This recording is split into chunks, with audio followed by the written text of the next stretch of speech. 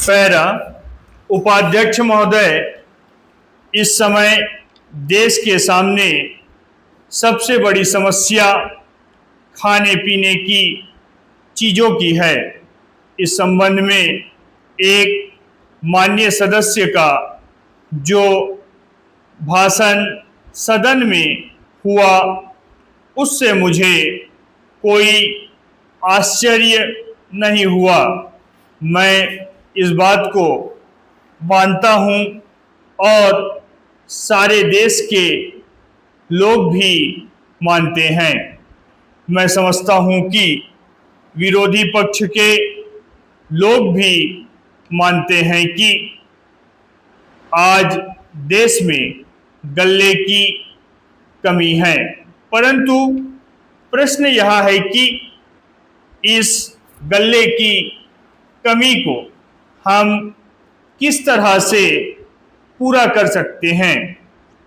अपने ही देश में उत्पादन बढ़ा करके या दूसरे देशों में जिस तरह से हम गल्ला मंगवा रहे हैं, उसी तरह से मंगवाकर क्या कमी पूरी करें।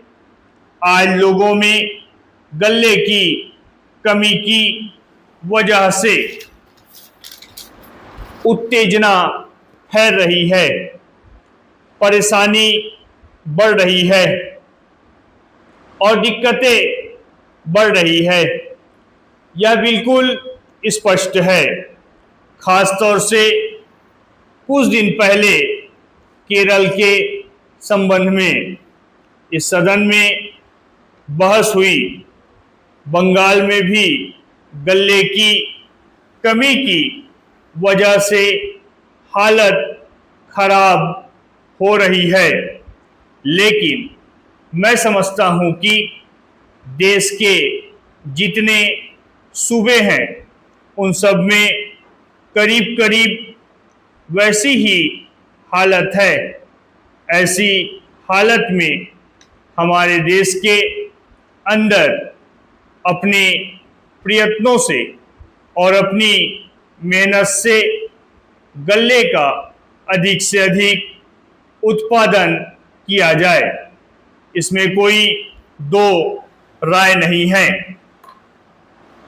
पैरा, मैं खास तौर से अपने सूबे के संबंध में कहना चाहता हूँ। वहाँ पर ऐसी काफ़ी ज़मीन है जिसमें सिंचाई की कोई भी व्यवस्था नहीं है। अगर वहाँ पर छोटी सिंचाई योजना के जरिए सिंचाई की व्यवस्था की जाए तो सिर्फ उस ज़मीन में कम से कम 35,000 टन एक फसल में पैदावार बढ़ सकती है।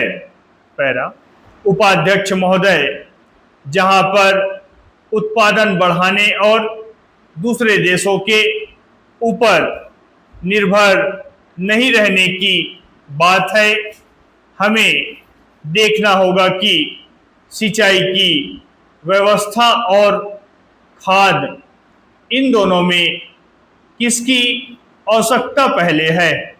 मैंने पहले भी यह कहा कि खाद के ऊपर अगर ज़्यादा जोर दिया गया और सिंचाई के कामों की उपेक्षा की गई तो नतीजा यह होगा कि जिन राज्यों में सिंचाई की अधिक से अधिक व्यवस्था है, वहीं पर इसका उपयोग हो सकता है।